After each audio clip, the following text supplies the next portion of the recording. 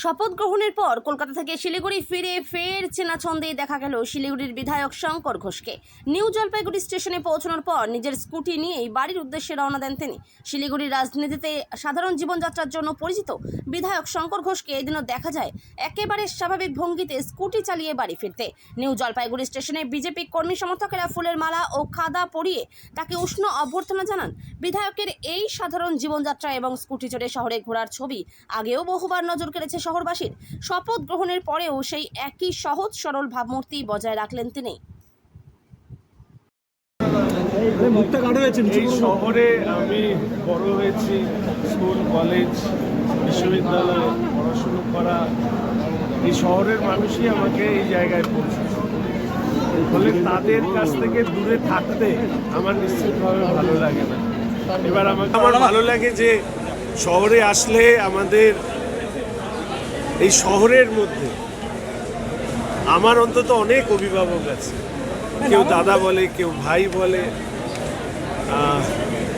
দিদিরা আছে, প্রত্যেকে তাদের অভিভাবকত্বে আমি বড় হয়ে উঠেছি। ফলে স্বাভাবিকভাবে নিজের পরিজনের কাছে ফিরতে পারাটা অত্যন্ত আনন্দের এবং গর্বের। এটা ঠিক যে কিছু বাড়তি ব্যস্ততা এবং বাড়তি দায়িত্ব পালন করবার জন্য আমাকে বেশ কিছুটা সময় কলকাতাতেই থাকতে হবে। আমি আবার আগামীকালই চলে যাব। তবে আপনাদের আশীর্বাদ, শিলিগুড়ির মানুষের আশীর্বাদ, এক একটি ভোট হয়ে যেভাবে আমার উপরে বা আমাদের উপরে বর্ষিত হয়েছে, সেই আশীর্বাদ নিয়ে কাজ করবার ইচ্ছে আছে। শিলিগুড়ি শহর এবং উত্তরবঙ্গকে নিয়ে আমার অনেক স্বপ্ন আছে এবং সেই স্বপ্ন পূর্ণ করবার আমি চেষ্টা করব।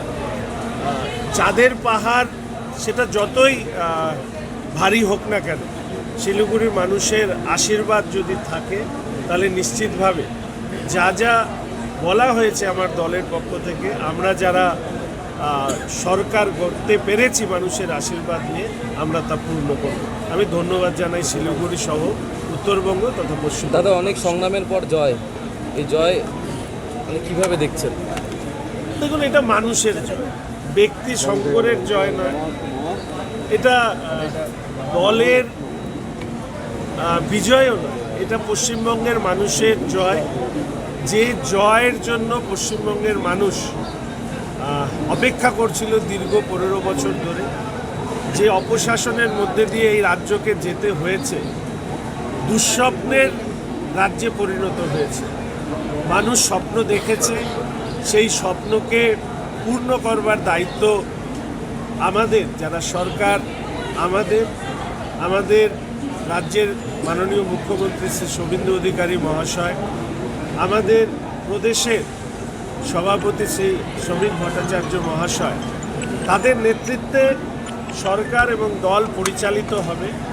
এবং গত 15 বছরের তৃণমূল কংগ্রেস রাজনীতির নামে যে ব্যবসা খুলে বসেছিল, সেই ব্যবসা নিশ্চিতভাবে এবার বন্ধ হয়ে যাবে।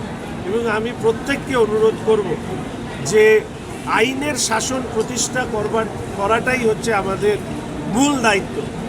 বেআইনি কেউ কিছু করার চেষ্টা করি, সে যে কোনো রাজনৈতিক দলেরই হোক না কেন, তার আইনের ক্ষেত্রে যা যা প্রাবধান আছে সেই প্রাবধান অনুযায়ী ব্যবস্থা নেওয়া হবে। কোনো অবস্থাতে আইন ভঙ্গকারীরা ছাড় পাবেন না। এই সময়কালে যতগুলো 15 বছর যে কাজকর্ম হয়েছে সেগুলো নিশ্চিতভাবে খতিয়ে দেখা হবে। আজকেও একটি সভা জেলা শাসকের তরফ থেকে ডাকা হয়েছে, সেখানে কিছু স্টক টেকিং হবে এবং সেই স্টক টেকিংয়ের মধ্যে দিয়ে যা যা উঠে আসবে সেগুলো নিয়ে পরবর্তীকালে আমরা কাজ করব।